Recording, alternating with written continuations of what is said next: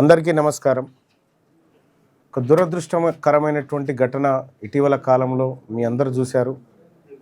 మన బీసీల ఆత్మగౌరవం కోసం బీసీలకు అధికారం రావాలి, బీసీలకు అన్ని రంగాల్లో వాటా దక్కాలనేటువంటి లక్ష్యంతో సాయి ఈశ్వరాచారి ఇదే మా ఆఫీస్ కార్యాలయం ముంగట ఆత్మ బలిదానానికి పాల్పడ్డటువంటి మొట్టమొదటి బీసీ ఉద్యమ అమరవీరుడు. ఆయన కుటుంబం ముగ్గురు పిల్లలు, సాయి ఈశ్వరాచారి కుటుంబానికి ముగ్గురు చిన్నపిల్లలు ఉన్నారు.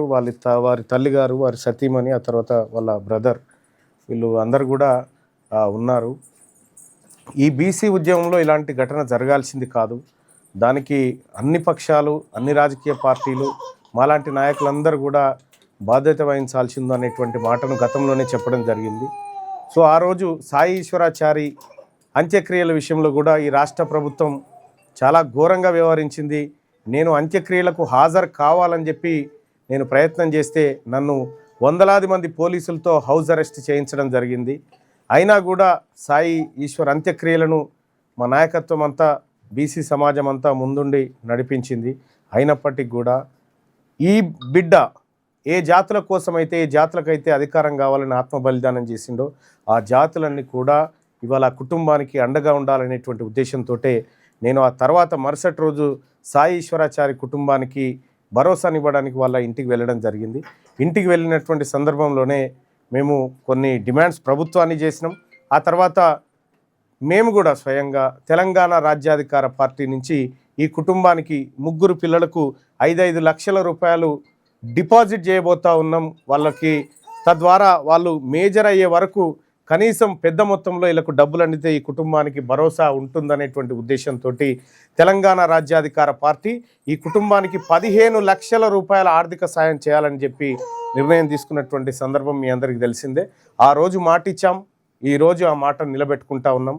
సో ఇంతకాలం ఎందుకు అయింది మల్లన్న, ఎందుకు లేట్ అయింది మల్లన్న, ఆ రోజే ఇస్తా అన్నారు కదా అని చెప్పి చాలామంది డౌట్ రావచ్చు. కానీ ఈ పిల్లల పేరు మీద ఆధార్ కార్డులు, పిల్లల పేరు మీద మేము బ్యాంక్ అకౌంట్లు తయారు చేయడం చాలా ఆలస్యం జరిగింది. సో అక్కడి నుంచి కూడా ఆ కుటుంబం కూడా మాకు సహకరించింది ఆ చేసే క్రమంలో. సో ఆ చేస్తున్నటువంటి క్రమంలో ఇప్పటి వరకు అయింది కాబట్టి ఆ కుటుంబానికి ఇవాళ ఈరోజు సో వాస్తవానికి సాయి ఈశ్వరాచారి కనుక ఈరోజు ఉండినంటే చాలా ఆనందపడేటోడు. ఆయన మన మధ్య లేనందుకు మేము చింతిస్తూ ఉన్నాం. కానీ ఆ కుటుంబానికి మాత్రం ఖచ్చితంగా భవిష్యత్ తరాల్లో ఖచ్చితమైనటువంటి న్యాయాన్ని చేసి తీరుతామని చెప్పి భరోసా ఇస్తూ ఆ కుటుంబానికి ఈ ముగ్గురు పిల్లలకి 3 లక్షల చొప్పున 5 లక్షల చొప్పున ఇక అమ్మ ఈమె కవిత, నీ ముగ్గురు పిల్లలకు వచ్చి నేను మాట ఇచ్చిన, ఇగో చెల్లె నేనున్న మీ కుటుంబానికి అండగా అని చెప్పిన ఆ రోజు. ఇగో కృప, ఎవరు కృప ఈ చిన్న బిడ్డ కోసం 5 లక్షలు చెక్ ఇస్తున్న తల్లి. ఈ 5 లక్షల రూపాయలు ఈ బిడ్డ పేరు మీద బ్యాంకులో డిపాజిట్ చేసి థ్యాంక్ యూ. ఆ తర్వాత కృష్ణదత్త, ఇంకో కృష్ణదత్త పట్టుకోబెట్ట, ఈ కృష్ణదత్త పేరు మీద 5 లక్షల రూపాయలు డిపాజిట్ చేస్తున్నామ్మా బ్యాంకులో. ఆ తర్వాత కృతిక పేరు మీద 5 లక్షల రూపాయలు డిపాజిట్ చేస్తున్నామ్మా తెలంగాణ రాజ్యాధికార పార్టీ నుంచి. ఆ రోజు మాట ఇచ్చాను మీ కుటుంబానికి, ఈరోజు నేను నిలబెట్టుకుంటా ఉన్నాను. మీ భర్తను కానీ మీ కొడుకును కానీ నేను తిరిగి తీసుకురాలేనేమో, కానీ ఆయన లేనటువంటి, ఆయన ఉంటే మీ కుటుంబాన్ని ఎంత చక్కగా చూసుకుంటాడో తెలంగాణ రాజ్యంలో ఉన్నటువంటి బీసీల మందరం మీ కుటుంబం అంతే సంతోషంగా ఉండాలని కోరుకుంటా ఉన్నాం తల్లి. ఖచ్చితంగా మీ కుటుంబానికి జరిగినటువంటి అన్యాయం ఏ కుటుంబానికి జరగకూడదు, దానికి మేమందరం కూడా బాధ్యత వహిస్తూ ఉన్నాం తల్లి.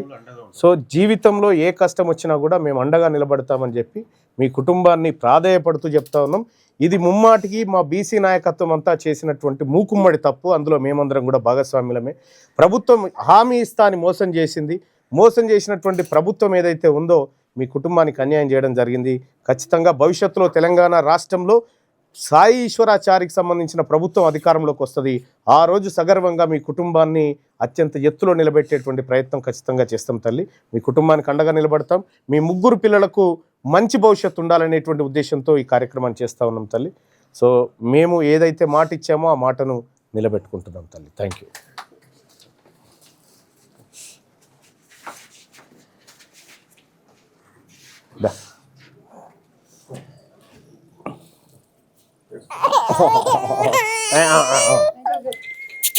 ఇక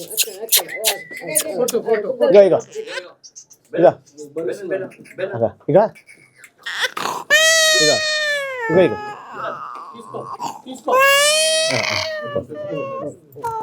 దూరం ఉండి బెదిరిస్తుంది నన్ను ఇట్లా కళ్ళతో. దా బెట్ట ఇలా బెట్ట.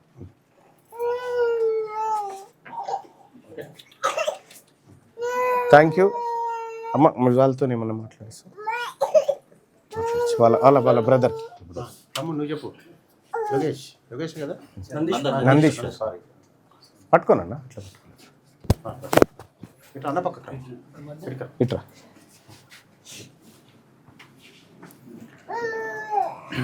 నమస్కారం అన్న. అయితే ఆ రోజు అన్న ఘటన అయినాక, అన్న కార్యక్రమం అయిన తర్వాత అన్నగారు ఆ రోజు ఇంటికి వచ్చి మాకు అండగా ఉంటామని హామీ ఇచ్చారు. దాంతోనే ఈరోజు పిల్లలకి కూడా 5 లక్షల చొప్పున 3 పిల్లలకి సహాయం చేయడం జరిగింది. సో అన్న అండగా ఉంటామని కూడా మాకు మాటిస్తున్నారు. సో థ్యాంక్ యూ అన్న. Thank you thank you. మా ఫ్యామిలీ ఎప్పటికీ మిమ్మల్ని గుర్తుపెట్టుకుంటామన్న. Thank you. అలాగే కవిత గారితో